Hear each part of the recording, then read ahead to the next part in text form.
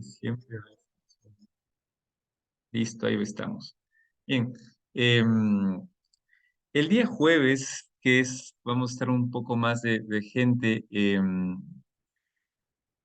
no vamos a tener resumen porque me interesaría que podamos leer un resumen no del libro, sino de un artículo que escribió una alumna de la Universidad Central del Ecuador sobre la modernidad líquida y el insoportable edad de ser, que me pareció una tesis muy bonita, muy decidora.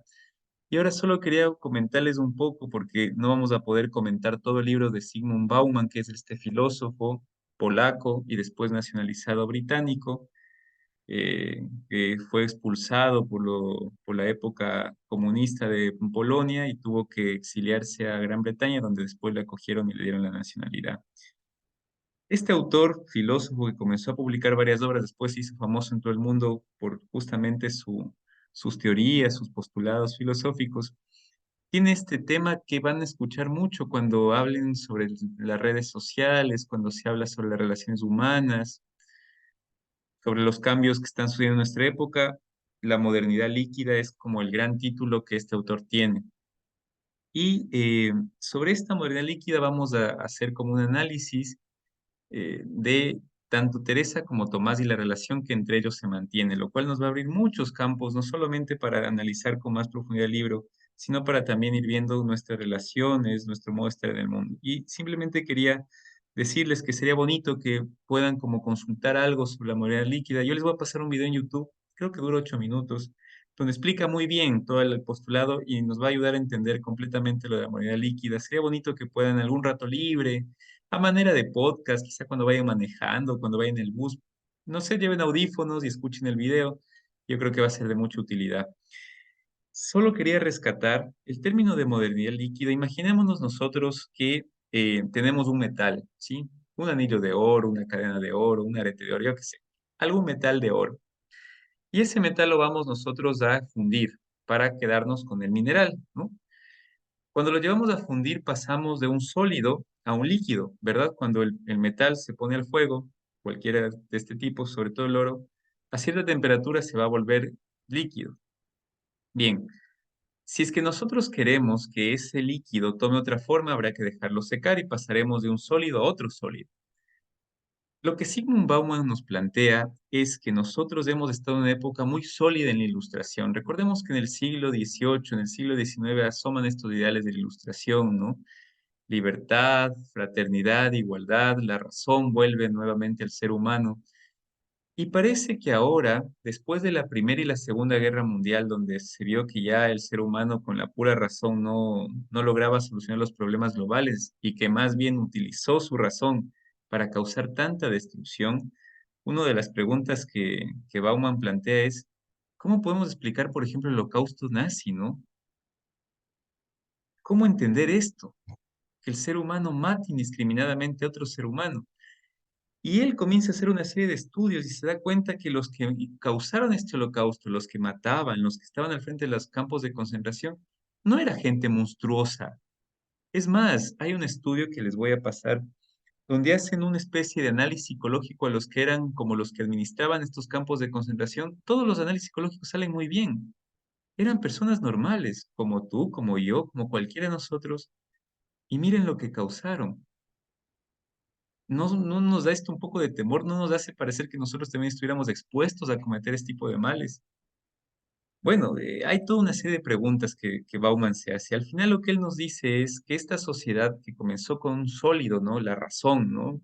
Sientan que es como el oro la razón. El ser humano descubrió la razón de nuevo. Después de tanto tiempo oprimido por monarquías, por reyes, por la divinidad incluso, vino la ilustración, un sólido fuerte. Pero ese sólido se fue poco a poco diluyendo, igual como si se hubiera metido al fuego el oro, ¿no? Y ahora nos encontramos no en otro sólido, no es que volvimos a otro sólido fuerte, sino estamos en una especie de etapa líquida. Esa es la modernidad líquida. ¿Y qué quiere decir lo líquido? Lo que es un líquido. ¿Qué es un líquido? Es lo que fluctúa, lo que cambia, lo que no tiene una forma, lo que no tiene identidad, lo que puede tomar cualquier especie de recipiente o pequeño o grande, lo que no tiene solidez, lo que no se puede coger, es lo que se resbala. Y este líquido se ha propagado, dice Bauman, a todas las relaciones humanas. Es decir, ahora el ser humano, si tú le preguntas, ¿a dónde vas? No sabe. ¿Qué objetivo persigues en la vida? No sabe. ¿Cuál es tu comunidad de sostenimiento? No sabe. Los grandes ideales de antes, ¿no? La familia, la comunidad, ya no están. Y si están, son subjetivos completamente.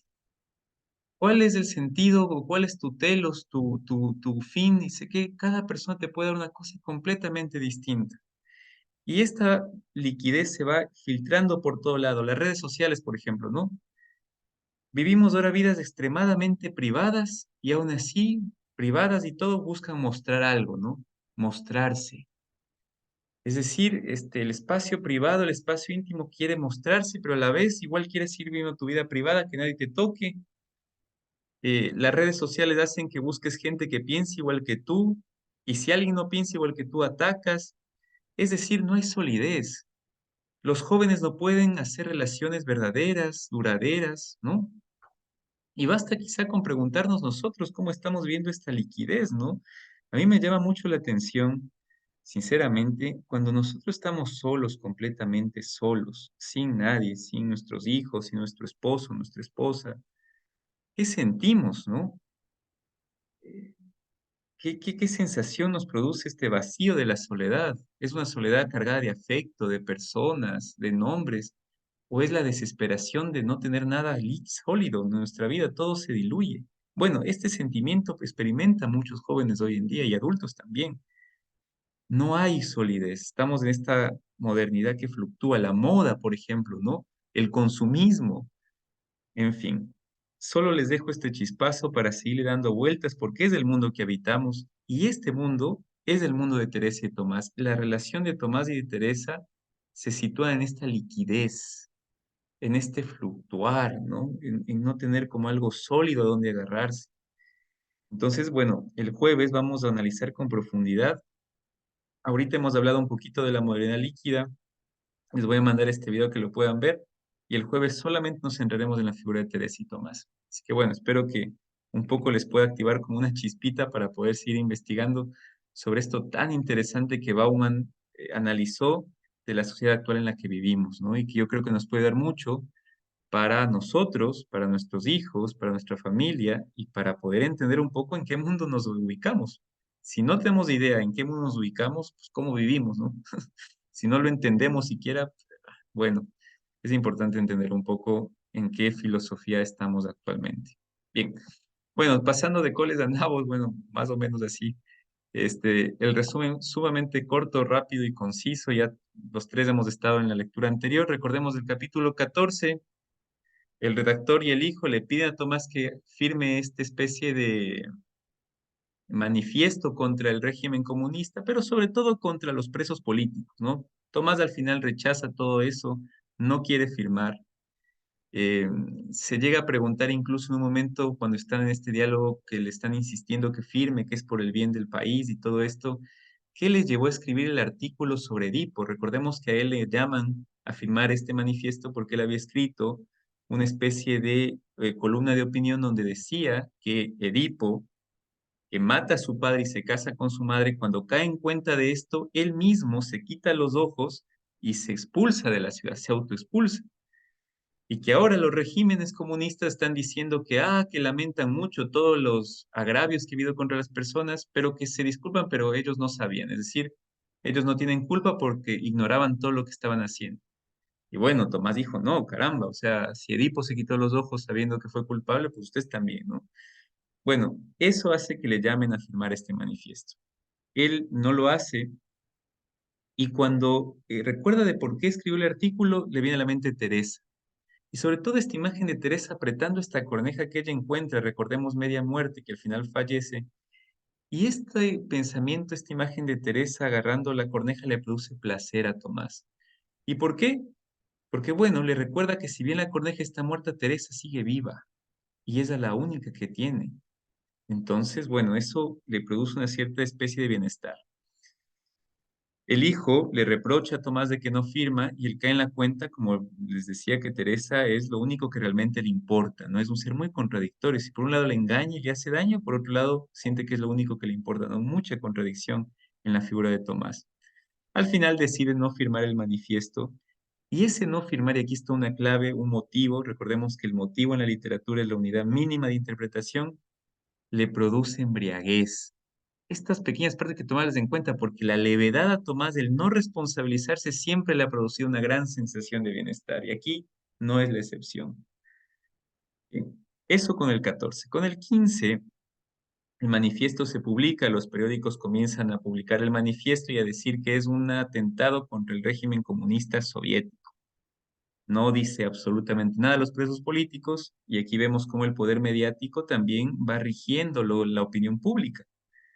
Les recomiendo leer un libro muy bueno que se llama Tiempos Recios de Mario Vargas Llosa, donde cuenta cómo a través de la propaganda y de las noticias se pueden quitar y poner presidentes, hacer que surjan o que caigan regímenes políticos. Y sobre todo habla del caso de Nicaragua y toda la dictadura nicaragüense. Entonces, muy interesante. Bueno, eso experimenta Tomás, ¿no? Cómo el poder mediático es tan influyente para poder cambiar las noticias, las opiniones, los modos de decir, ¿no?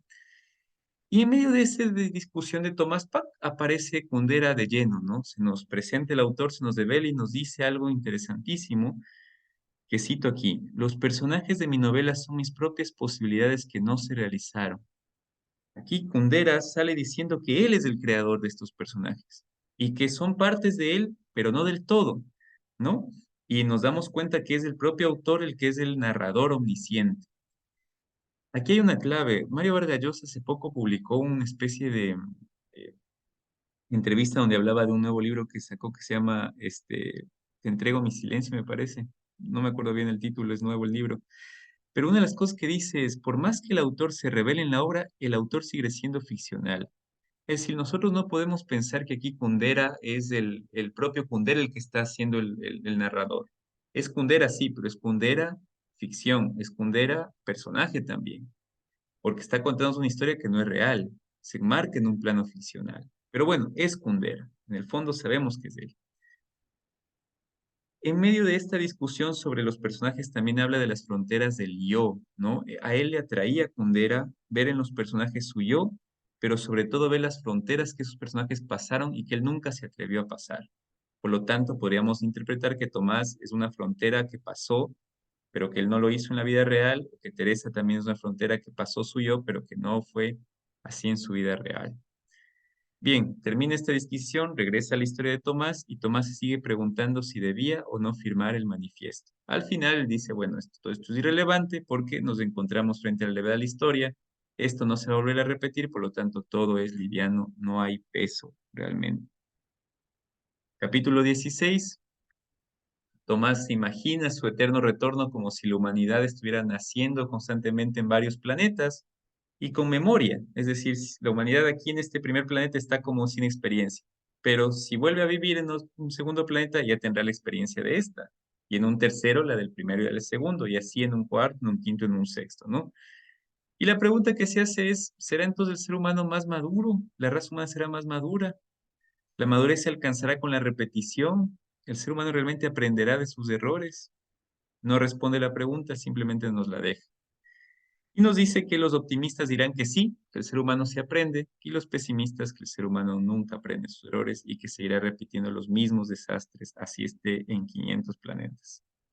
Bien, y finalmente el capítulo 17, Tomás dice que ya se ha tomado unas largas vacaciones, lleva 3 años limpiando ventanas. Vacaciones en el sentido no de no trabajar, sino en el sentido de no ejercer su profesión, ¿no? Y ya comenzaba, decir Tomás, a tener problemas de respiración, estaba envejeciendo.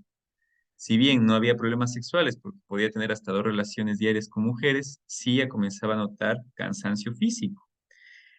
Y junto con ese cansancio físico, había también un cansancio psíquico. Una tarde donde quiso encontrarse con una estudiante de arte dramático con la cual mantenía una relación amorosa, cuando la ve en una cafetería, no la reconoce y cae en la cuenta de que, caramba, su mente también está muy turbada. Bueno, el cuerpo avisa, la mente también, ¿no? Entonces, bueno. Ahí nos habíamos quedado y vamos con el capítulo 18. Espero que les haya ayudado como a recordar. Bueno, le damos la bienvenida a Gaby, que le veo por acá, y a Ricky también, bienvenidos. Estamos ya justamente yendo a comenzar la lectura.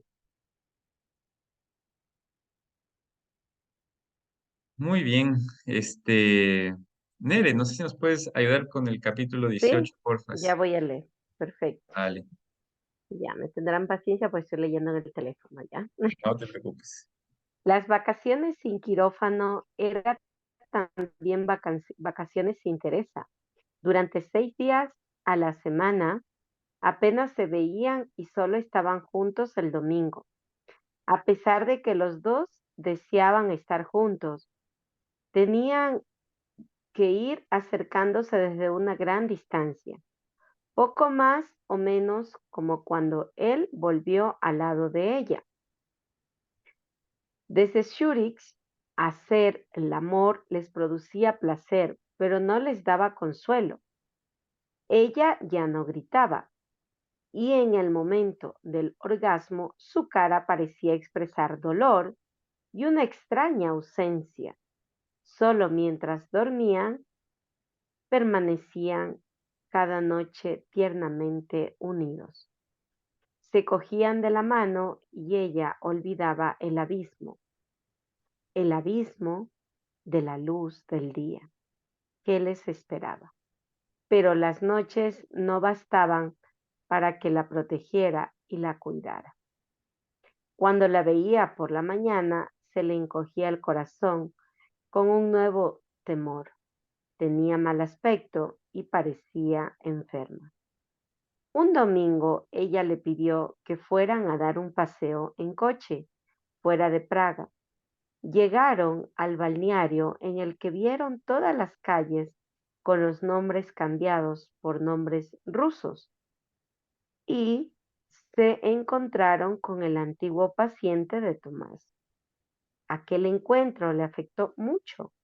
De pronto alguien volvía a verle como un médico y él sentía la voz distante de su antigua vida, con su agradable regularidad, con atención a los enfermos, con sus miradas llenas de confianza, a las que no parecía prestar atención, pero que en realidad les producía placer y que ahora añoraba. Volvían en coche a casa y Tomás iba pensando que el regreso de Zúrich a Praga había sido para ellos un error catastrófico. Miraba fijamente la carretera porque no quería ver a Teresa. Sentía rabia hacia ella. La presencia de ella a su lado aparecía ahora en toda su insoportable casualidad. ¿Por qué estaba junto a él? ¿Quién la había metido en el cesto y la había enviado río abajo? ¿Y por qué la habían mandado precisamente a la orilla de su cama? ¿Y por qué precisamente a ella y no a alguna otra mujer? Durante todo el camino ninguno de los dos habló. Regresaron a casa y cenaron en silencio. El silencio yacía entre ellos como una desgracia. Era cada minuto más pesado. Para librarse de él, fueron pronto a dormir. Por la noche la despertó. Ella lloraba en sueños. Le contó. Estaba enterrada hace ya tiempo. Venías a verme todas las semanas. Siempre golpeabas con los nudillos en la tumba y yo salía. Tenía los ojos llenos de tierra. Decías, así no puedes ver, y me quitabas la tierra de los ojos. Y yo te decía, de todos modos no veo. Sí tengo agujeros en vez de ojos, y un día te fuiste y no volviste durante mucho tiempo, y yo sabía que estabas con otra mujer. Pasaban las semanas y tú no volvías. Tenía miedo de no verte y por eso no dormía nunca. Por fin volviste a llamar a la tumba, pero yo estaba tan cansada después de un mes sin dormir que no tenía fuerzas para salir a la superficie. Cuando lo conseguí, tú me miraste decepcionado. Me dijiste que tenía muy mal aspecto. Sentí que te desagradaba terriblemente, que tenía la cara hundida y hacía unos gestos muy bruscos. Te pedí disculpas. No te enfades, no he dormido en todo el tiempo. Y tú dijiste con voz falsa, tranquilizadora. Ya ves, tienes que descansar. Deberías tomarte un mes de vacaciones. Y yo sabía perfectamente qué quería decir con, con lo de las vacaciones. Sabía que no querías verme en todo el mes porque estarías con otra mujer. Te fuiste y yo bajé a la tumba y sabía que pasaría otro mes sin dormir para estar despierta cuando vinieses y que cuando llegases al cabo de un mes estarías aún más fea que hoy y que tú estarías aún más decepcionada. No había oído nunca un relato más torturado que aquel. Apretó a Teresa contra su pecho, sintió su cuerpo que temblaba y le pareció que era incapaz de soportar su amor.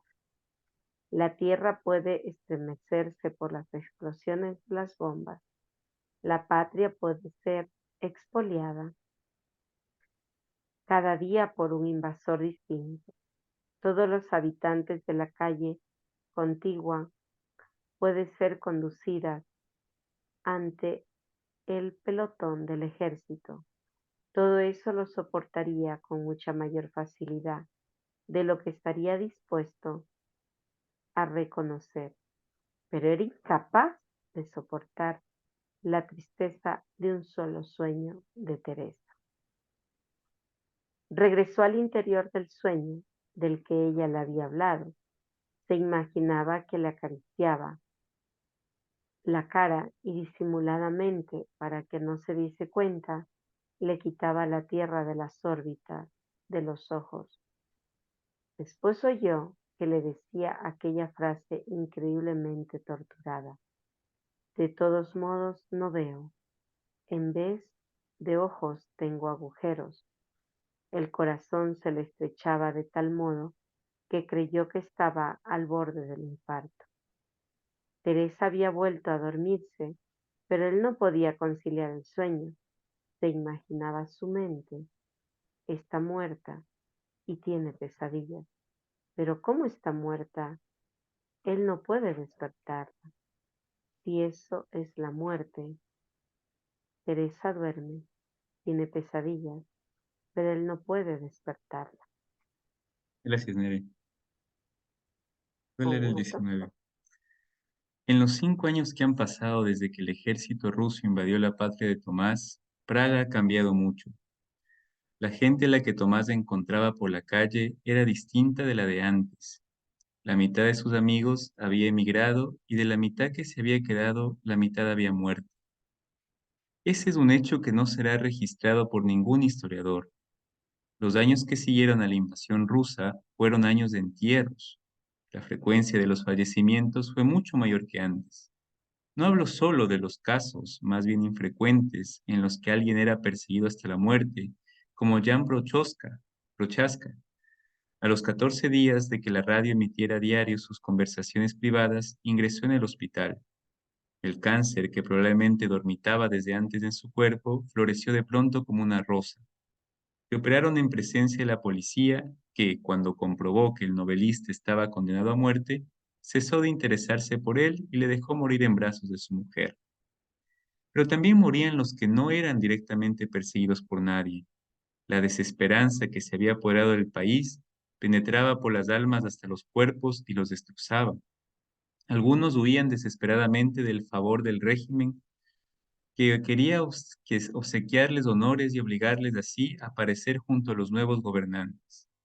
Así murió, huyendo del amor del partido, el poeta František Rubin.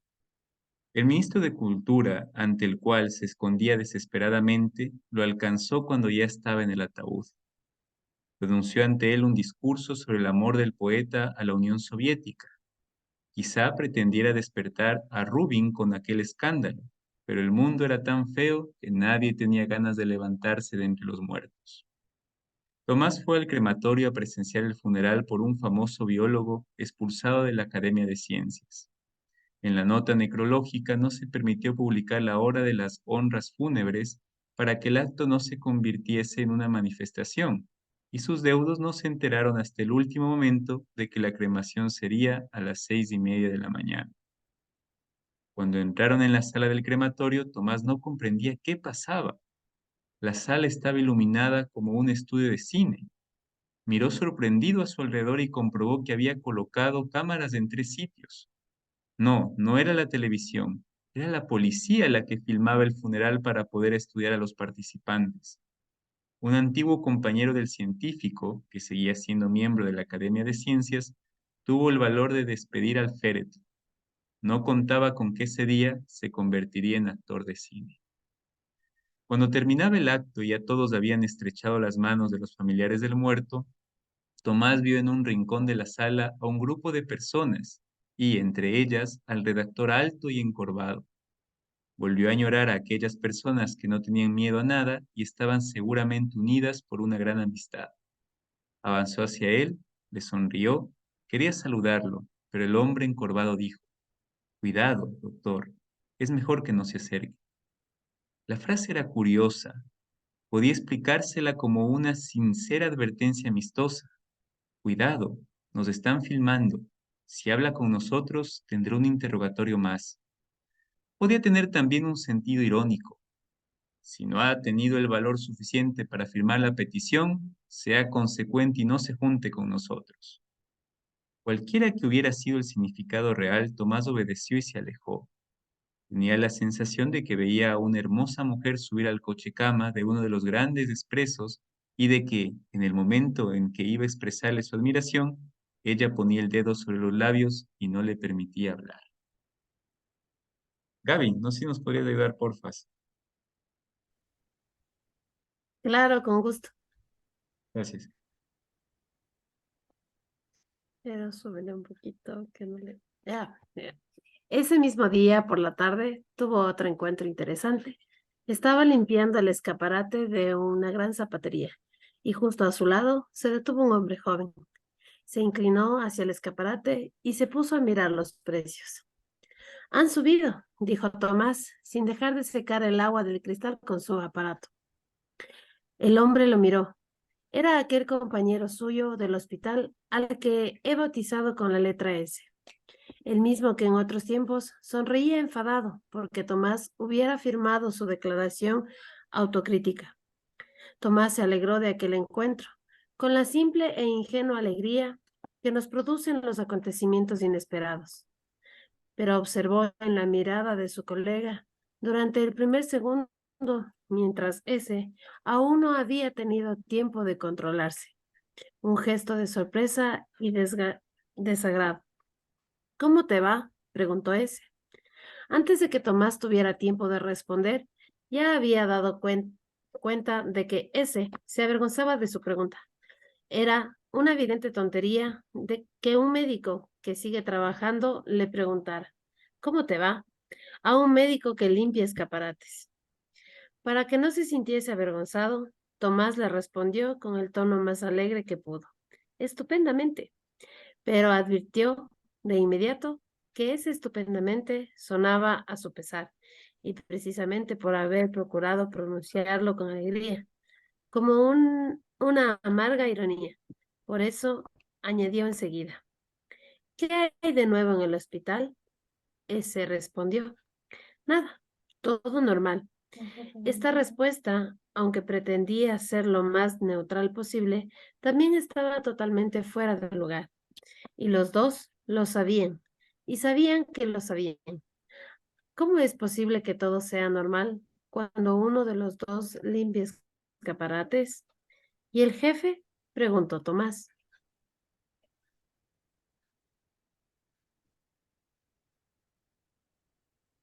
¿No os veis? Preguntó ese.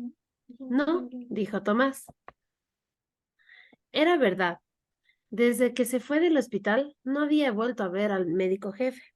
A pesar de que trabajaban muy bien juntos y tenían a considerarse casi como amigos, hiciera lo que hiciera, el no que acababa de pronunciar llevaba cierta carga de tristeza.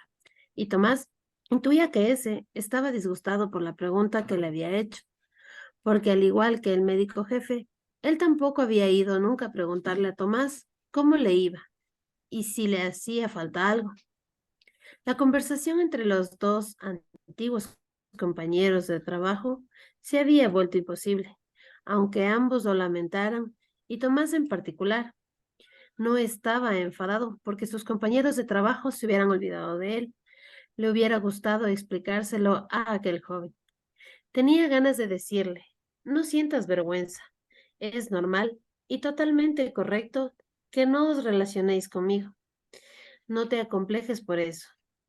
Estoy encantado de verte, pero hasta de decir eso tenía miedo, porque todo lo que había dicho hasta entonces había sonado de un modo distinto al que pretendía, y su compañero de profesión hubiera sospechado que esta sincera frase también era irónica y agresiva.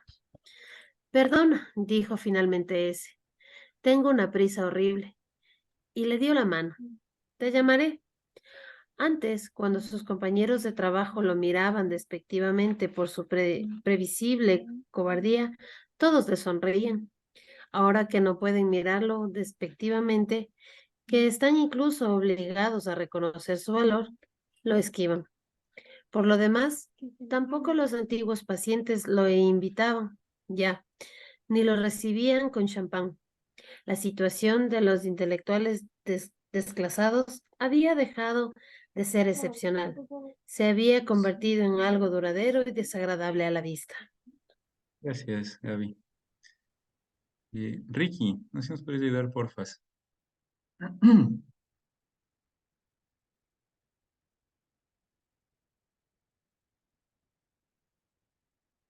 ¿Dónde está Ricky? Cari, no sé si estás en casa.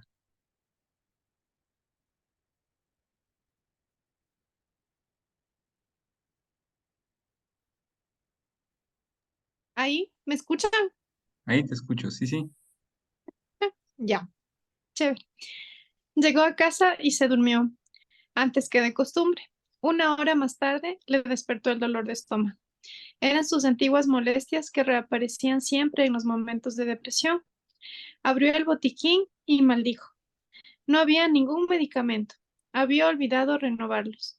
Trató de superar el ataque a fuerza de voluntad y fue lográndolo, pero no consiguió dormirse. Cuando Teresa volvió a casa a la 1:30 de la mañana, tenía ganas de charlar con ella. Le habló del entierro, del redactor que no había querido dirigirle la palabra, de su encuentro con su colega S. Praga se ha vuelto fea, dijo Teresa. Fea, dijo Tomás. Al cabo de un rato, Teresa dijo en voz muy baja, sería mejor que nos fuéramos de aquí.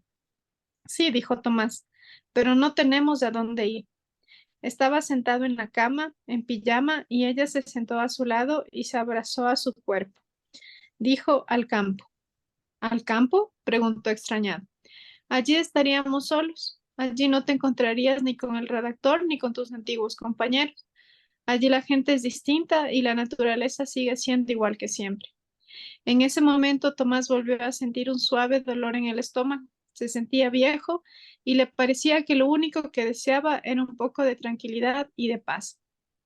Puede que tengas razón, dijo dificultosamente, porque el dolor le impedía respirar. Teresa seguía. Tendríamos una casa y un pequeño jardín, y Karenín por lo menos podría correr a gusto. Sí, dijo Tomás. Después se imaginó qué pasaría si de verdad se fueran al campo. En un pueblo sería difícil tener todas las semanas a una mujer diferente. Allí se acabarían sus aventuras eróticas. Lo malo es que en un pueblo, a solas conmigo, te aburrirías, dijo Teresa como si leyese los pensamientos. El dolor había vuelto a aumentar, no podía hablar. Se le ocurrió pensar que su hábito de ir tras las mujeres era una especie de esmusein, un imperativo que lo esclavizaba.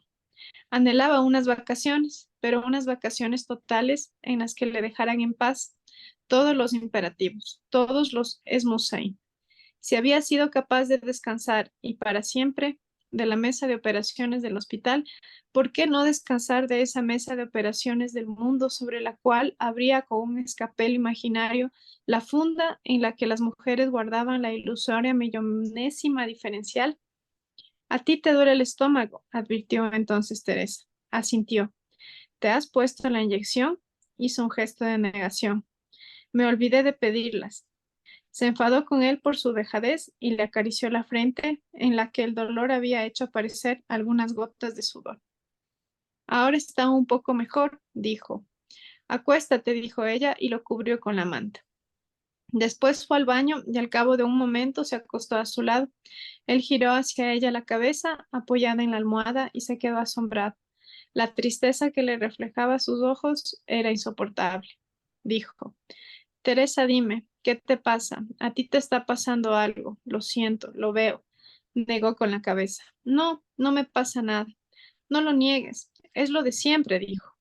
Lo de siempre significaba los celos de ella y las infidelidades de él. Pero Tomás siguió insistiendo. No, Teresa, esta vez es otra cosa. Nunca habías estado tan mal. Teresa dijo, bien, te lo diré. Ve a lavarte la cabeza. No lo entendía. Lo dijo con tristeza, sin agresividad, casi con ternura. Hace ya varios años que tu pelo huele intensamente. Huele al sexo de alguna mujer. No te lo quería decir, pero hace ya muchas noches que tengo que respirar el perfume del sexo de alguna de tus amantes. En cuanto lo dijo, el estómago volvió a dolerle. Estaba desesperado. Se lava tanto, se frota con tanto cuidado el cuerpo, las manos, la cara, para que no le quede ni una huella de olor ajeno. Evita los jabones perfumados en los cuartos de baño ajenos. Lleva a todas partes su propio jabón sin perfume. Pero olvidó el pelo. No, no se le ocurrió pensar en el pelo. Y recordó la mujer que se le sienta en la cara y quiere que le haga el amor con toda su cara y hasta con la nuca. Ahora la odiaba. Qué ocurrencia más idiota. Sabía que ahora no era posible negar nada y que lo único que podía hacer era reír estúpidamente e ir al baño a lavarse la cabeza. Ella volvió a acariciarle la frente. Quédate acostado, ya no vale la pena, ya estoy acostumbrada. Le dolía el estómago y anhelaba tranquilidad y paz. Dijo, le escribiré a aquel paciente mío que encontramos en el balneario. ¿Conoces la región donde está su aldea? No, dijo Teresa. A Tomás le costaba mucho trabajo hablar. No logró decir más que bosques, montes. Si lo haremos, nos iremos de aquí, pero deja de hablar. Y seguía acariciándole la frente. Estaban los dos juntos, acostados, y ya no decían nada. El dolor desaparecía lentamente. Pronto se durmieron los dos. Gracias, Cari. Listo. Mamá, no sé si estás por ahí, nos puedes ayudar, por favor. Claro que sí. Gracias. En medio de la noche se despertó y recordó con sorpresa que no había tenido más que sueños eróticos. Solo recordaba con claridad el último. En una piscina nadaba de espaldas una enorme mujer desnuda, al menos 5 veces mayor que él, con una barriga toda cubierta de espeso vello, desde la entrepierna hasta el ombligo. La miraba desde la orilla y estaba terriblemente excitado. ¿Cómo podía estar excitado cuando su cuerpo se hallaba debilitado por un súbito dolor de estómago? ¿Y cómo pudo excitarse mirando a una mujer que despierto solo hubiera podido producirle asco? Se dijo, en el sistema de relojería de la cabeza dan vueltas en sentido contrario 2 ruedas dentadas. En una de ellas están las visiones, en la otra las reacciones del cuerpo. El diente en el que está la visión de una mujer desnuda toca el diente opuesto. en el que está inscrito el imperativo de la erección. Si por algún descuido las ruedas se desplazan y la rueda de la excitación se pone en contacto con el diente en el que está pintada la imagen de una golondrina volando, nuestro sexo se empinará al ver a una golondrina. Conocí además las investigaciones de un colega suyo que estudiaba el sueño de las personas y afirmaba que el hombre se produce la erección con cualquier sueño. Eso quiere decir que la relación entre la erección y una mujer desnuda es solo uno de los 1000 modos en que el creador pudo haber ajustado el mecanismo de relojería de la cabeza del hombre. Pero, ¿qué tiene que ver el amor con esto? Nada. Si en la cabeza de Tomás la rueda se desplaza por algún motivo y él a partir de entonces se excita al ver a una golondrina, nada cambia en su amor por Teresa. Si la excitación es el mecanismo mediante el cual se divierte nuestro creador, el amor es, por el contrario, lo que nos pertenece solo a nosotros y con lo que escapamos al creador. El amor es nuestra libertad. El amor está al otro lado del Esmusein. Pero esto no es del todo cierto. Aunque el amor sea algo distinto a la maquinaria de relojería del sexo con el que se divierte el creador, queda sin embargo amarrado a esa maquinaria. Está amarrado a ella como una tierna mujer desnuda al péndulo de un enorme reloj.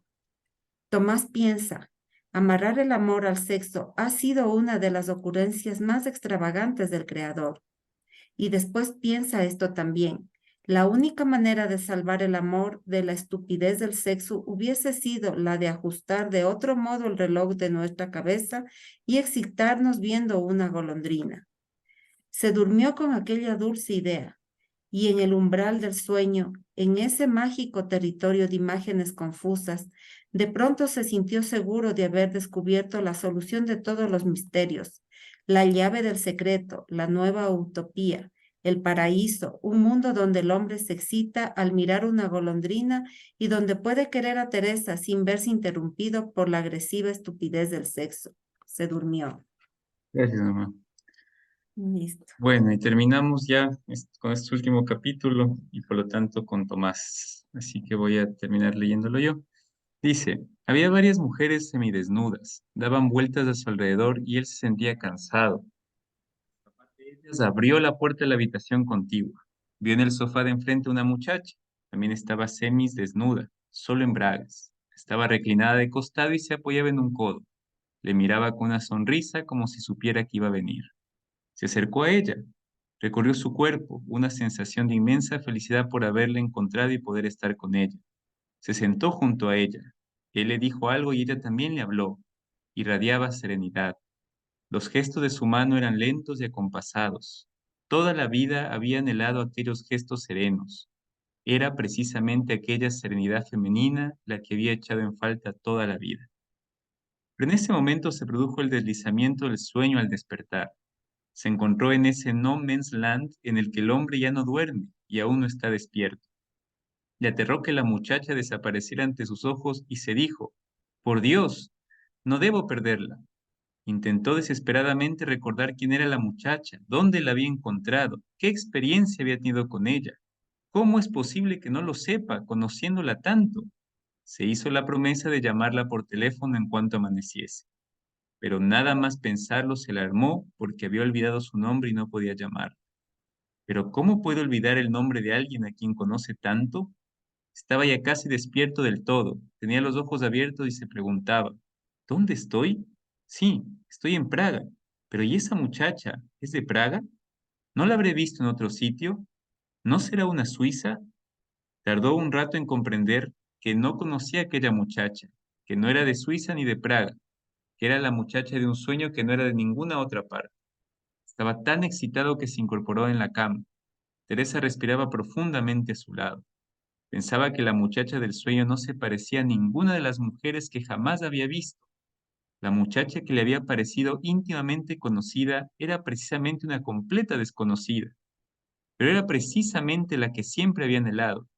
Si existe para él algún paraíso personal, en ese paraíso tendría que vivir con ella. Esa mujer del sueño es el Esmusein de su amor. Recordó el conocido mito del banquete de Platón. Los humanos eran antes hermafroditas, y Dios los dividió en dos mitades que desde entonces vagan por el mundo y se buscan. El amor es el deseo de encontrar a la mitad perdida de nosotros mismos. Admitimos que eso es así, que cada uno de nosotros tiene en algún lugar del mundo a su mitad, con la que una vez formó un solo cuerpo.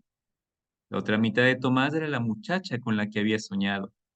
Lo que sucede es que el hombre no encuentra a la otra mitad de sí mismo. En su lugar le envían en un cesto aguas abajo a Teresa. Pero ¿qué sucede si se encuentra realmente con la mujer que le corresponde, con la otra mitad de sí mismo? ¿A quién dará prioridad? ¿A la mujer del cesto o a la mujer del mito de Platón? Se imaginó que estaba viviendo en un mundo ideal con la muchacha del sueño. Junto a las ventanas abiertas de su residencia pasa Teresa. Está sola, se detiene en medio de la acera y desde allí lo mira con una mirada de infinita tristeza. Y él no soporta aquella mirada. Siente otra vez el dolor de ella en su propio corazón. Está otra vez en poder de la compasión y se hunde en el alma de ella. Atraviesa de un salto la ventana, pero ella le dice amargamente que se quede allí donde se siente feliz y hace aquellos gestos bruscos y crispados que le disgustaban en ella y que siempre le habían molestado. Coge aquellas manos nerviosas y las estrecha entre las suyas para calmarlas, y sabe que abandonaría en cualquier momento la casa de su felicidad, que abandonaría en cualquier momento su paraíso en el que vive con la muchacha del sueño, que traicionaría el esmusein de su amor para irse con Teresa, la mujer nacida de 6 ridículas casualidades. Seguía incorporado en la cama y miraba a la mujer que yacía a su lado y apretaba en sueños su mano. Sentía hacia ella un amor indescriptible. Ella debía tener en aquel momento un sueño muy frágil porque abrió los ojos y lo miró con asombro. ¿Qué miras?, preguntó ella. Sabía que no debía despertarla, que tenía que hacer que volviese a dormirse. Por eso trató de responder de tal modo que sus palabras creasen en su mente la imagen de un nuevo sueño. Miro las estrellas, dijo. No mientas, no miras las estrellas, estás mirando hacia abajo. Porque estamos en un avión. Las estrellas están por debajo de nosotros, respondió Tomás. Ah, en un avión, dijo Teresa. Apretó aún más la mano de Tomás y volvió a dormirse. Tomás sabía que ahora Teresa estaba mirando por la ventana redonda de un avión que vuela muy por encima de las estrellas. Muy bien. Terminamos la quinta parte y nos quedamos en la sexta y penúltima parte ya del libro. Se llama La Gran Marcha. La Gran Marcha, se viene la parte de los desenlaces, muy interesantes, no se lo pierdan. Bueno, creo que estamos 7, nos podemos quedar aquí en la sala, conversemos un ratito en estos minutos que tenemos. Creo que está aquí Emilio, bienvenido. Este, ¿Cómo vamos? ¿Qué les parece lo que van leyendo? ¿Qué resonancia les deja? Terminamos un poco de inmiscuirnos en la psicología de Tomás, no solamente en su modo de pensar, sino también en su filosofía de vida, en sus cuestionamientos, en sus dudas. Y vemos también la relación que mantiene con Teresa, la relación con la sociedad, el comunismo, bueno, en fin, hay como muchos aristas. No sé qué les deja la lectura en este cierre de la quinta parte. ¿Cómo vamos?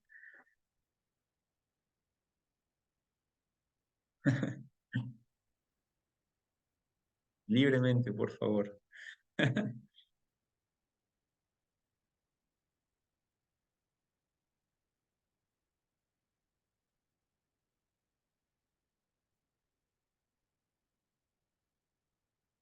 Y creo que está con problemas de conexión.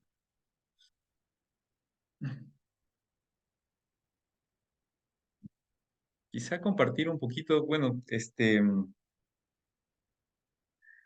a mí me llama la atención varias cosas, ¿no? Primero, encontrarme con esta psicología de Tomás y esta parte tan profunda con la cual termina el diálogo, ¿no?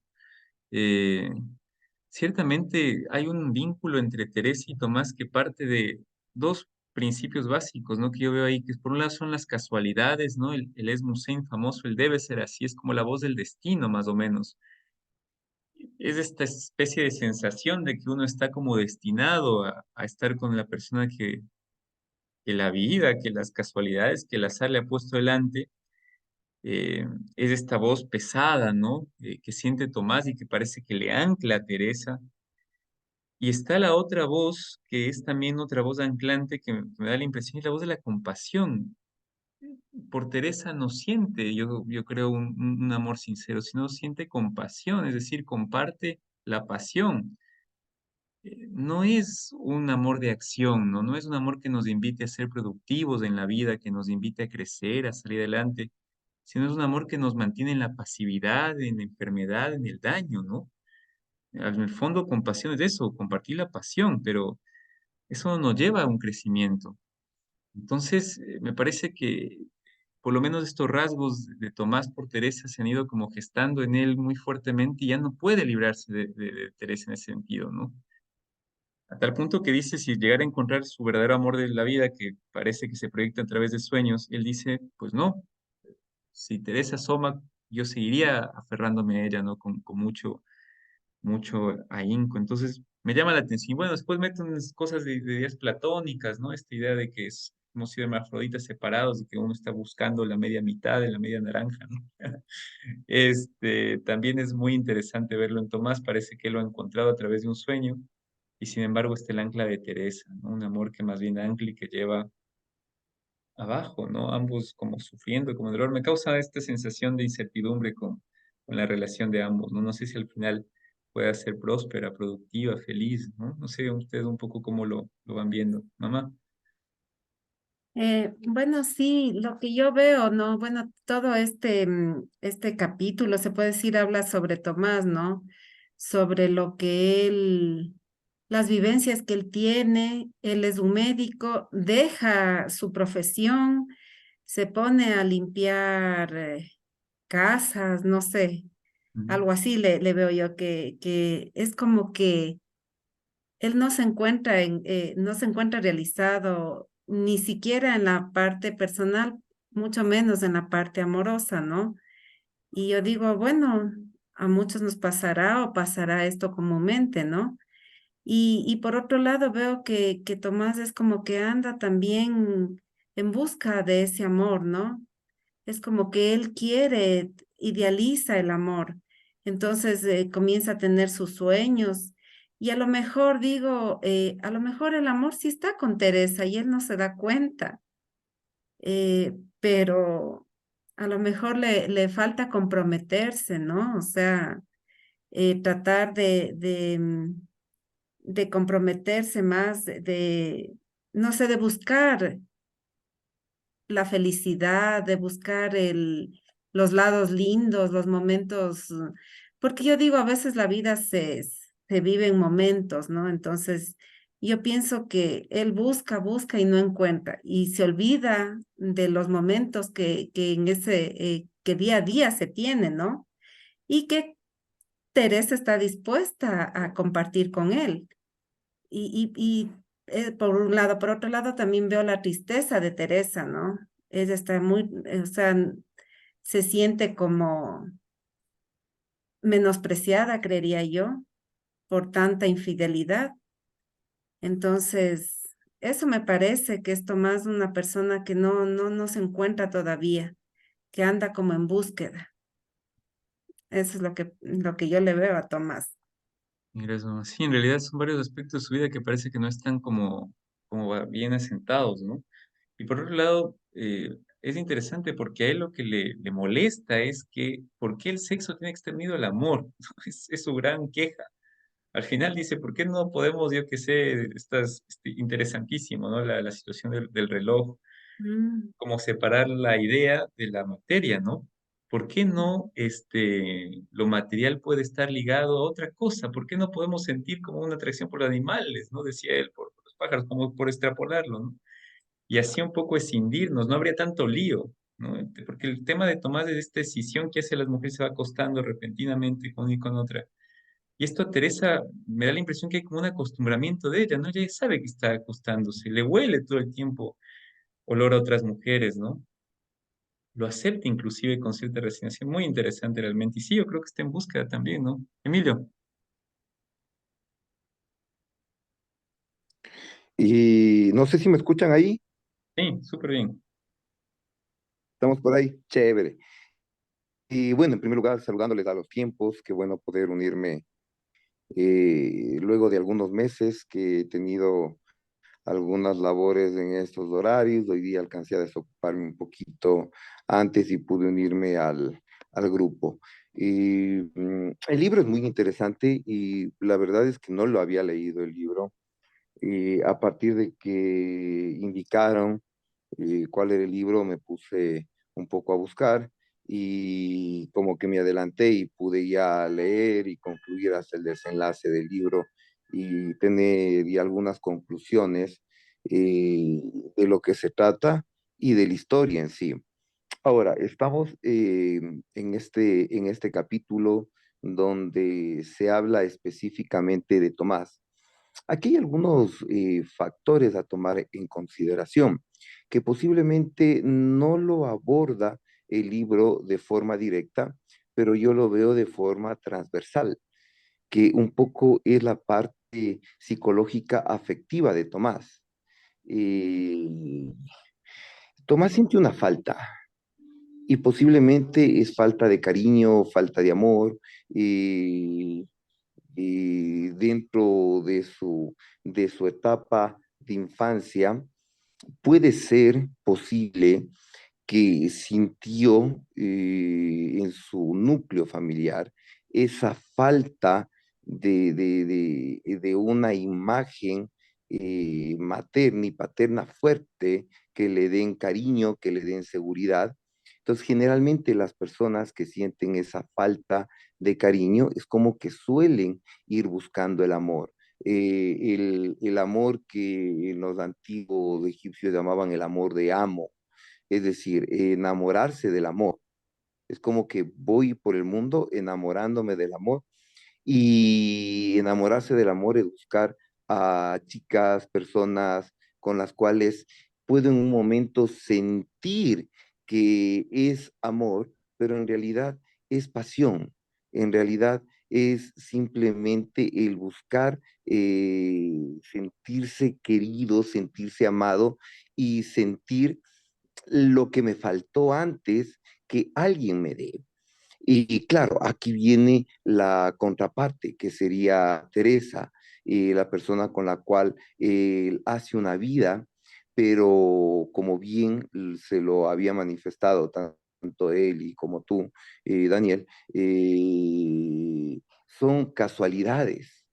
Y la vida le llevó a formar una familia con Teresa. Y como dice Juan Gabriel, a veces la costumbre es más fuerte que el amor. Es como que ya tengo mi familia y estoy acostumbrado. ¿Y qué pasa si encuentro el amor verdadero? Dejaría todo por algo ya cimentado y de una u otra forma, así, sea que con Teresa no siento la misma pasión, no siento lo mismo que yo esperaría con mi otra mitad, no siento el alma gemela o la llama gemela, como se lo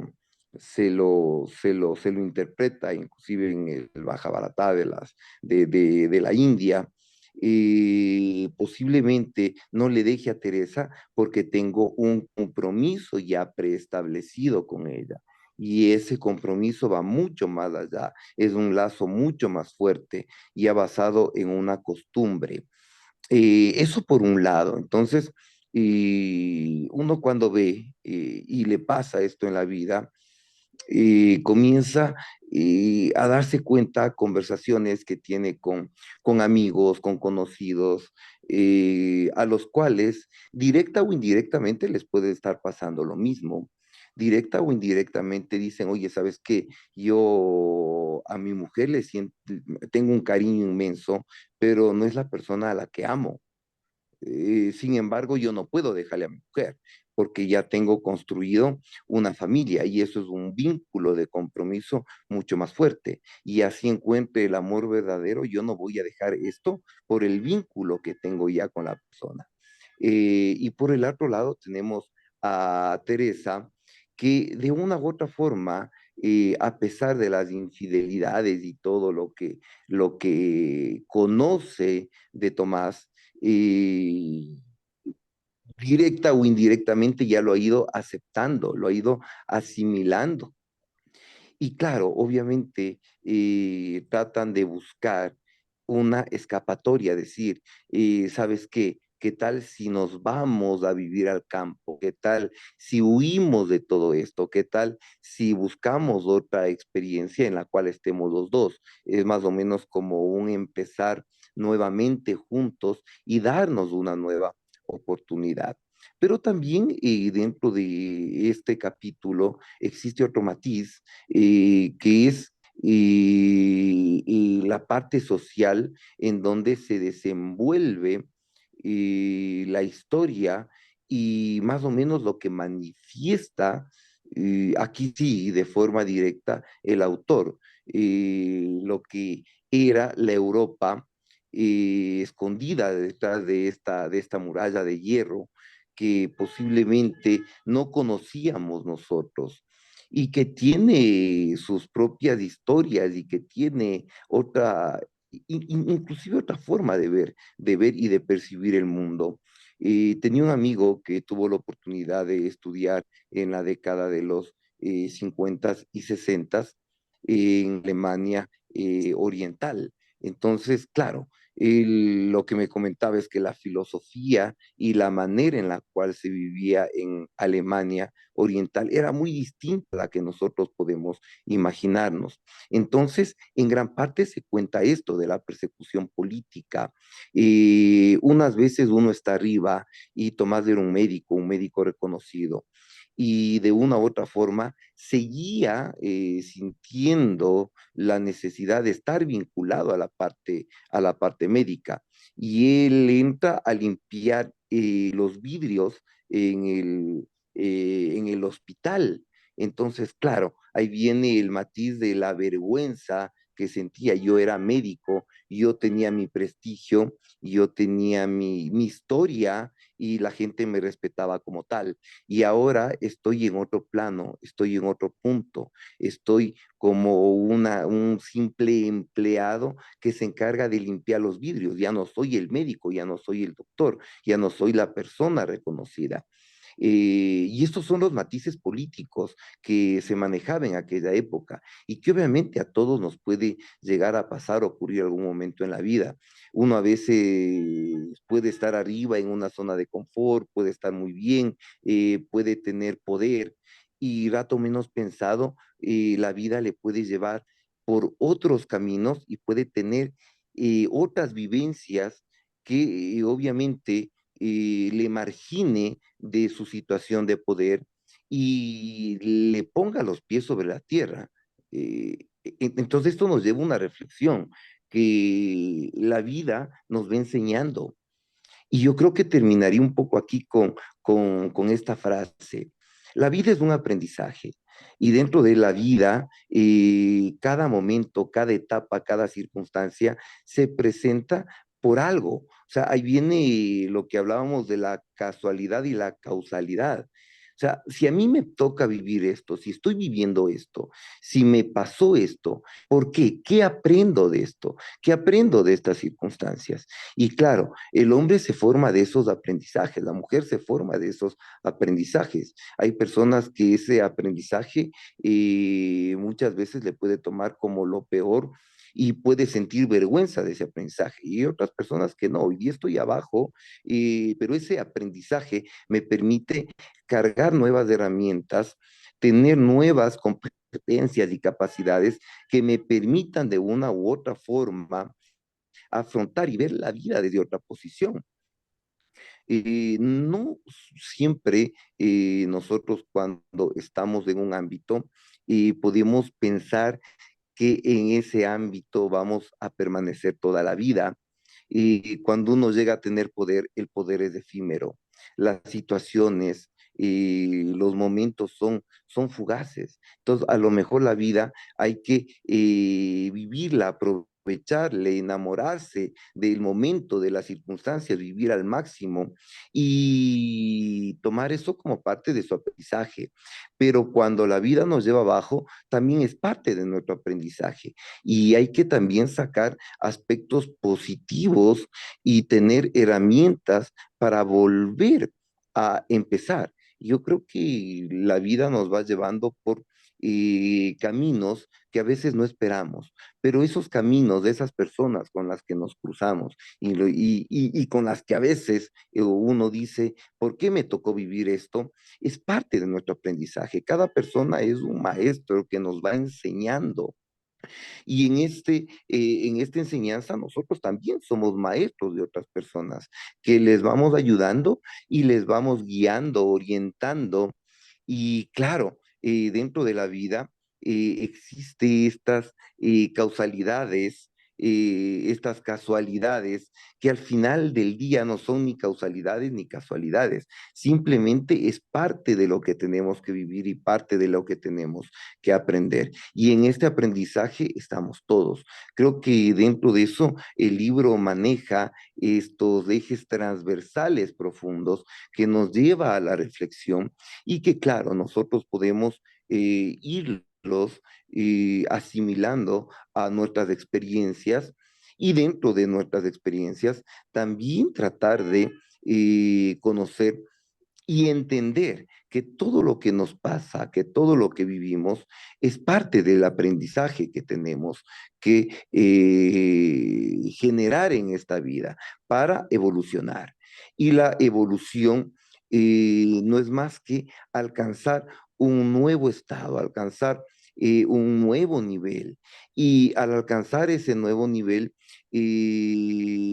poder perdonar y perdonarse uno mismo, ¿no? Primero perdonarse uno mismo, después perdonar a los demás y alivianar un poco el peso, la mochila que a veces llevamos. Entonces, Tomás, los sueños que tiene, es parte del peso de la mochila que tiene y que obviamente él trata de aligerar, él trata de una u otra forma compensarlo con Teresa, mostrando un poco de cariño, de amor, de compasión, de ternura hacia ella, pero ella obviamente se da cuenta de las vivencias que tiene Tomás y si podemos decirlo así un poco, de la falta de cariño, de amor que ha tenido Tomás y que busca compensarlo con otras mujeres.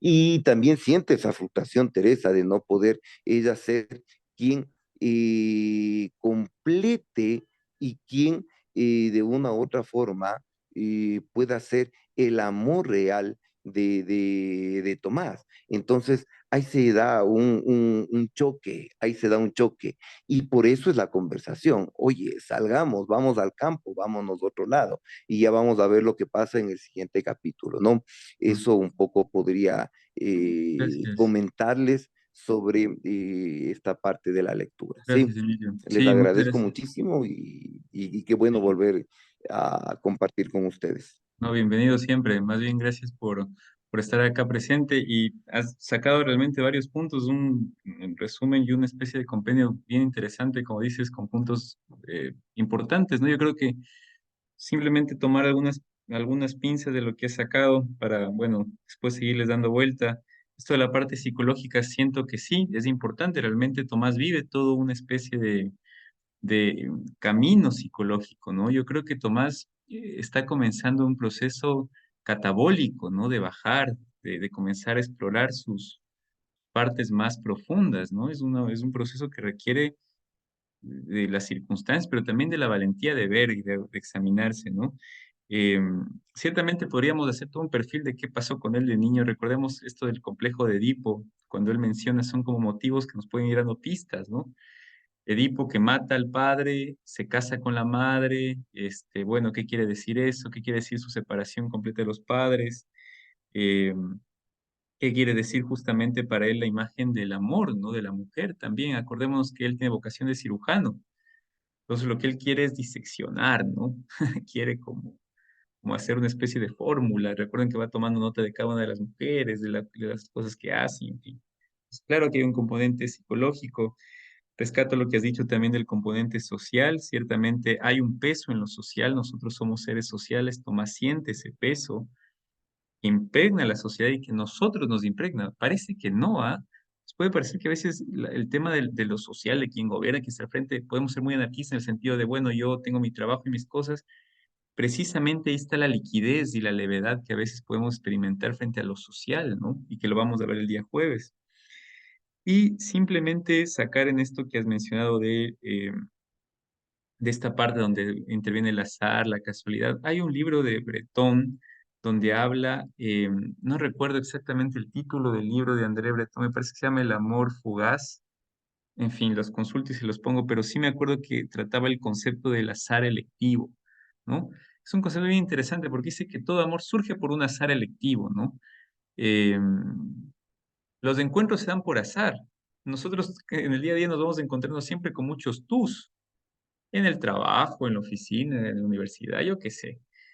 Pero esa situación es azarosa, decía Breton, ¿no? Esos tus son azarosos. Y dependen de mí si esos tus les pongo rostro, les aproximo, les hago prójimos, les hago próximos. Y ahí es la selección mía. Entonces, no todo es azar, ni todo es selección. Hay un punto muy, muy, muy fino, ¿no? Que yo creo que lo vive Tomás y lo vive también Teresa, ¿no? Pero bueno, no sé si hay algún otro feedback ya para ir cerrando porque nos da la hora. No sé si algo más quisieran aportar, decir sobre esta parte que cierra. Hoy día nos quedamos un poquito más también por lo que es ya cierre de esta parte y empezamos la penúltima parte del libro. No sé si alguien más tenga algo que aportar, que le llame la atención, quiera compartir,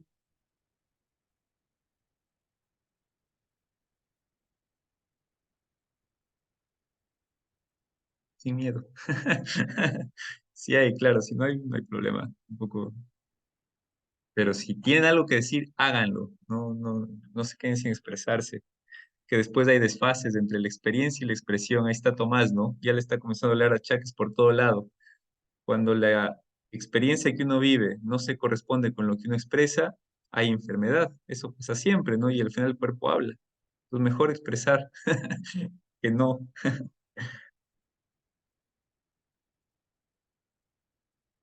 Estamos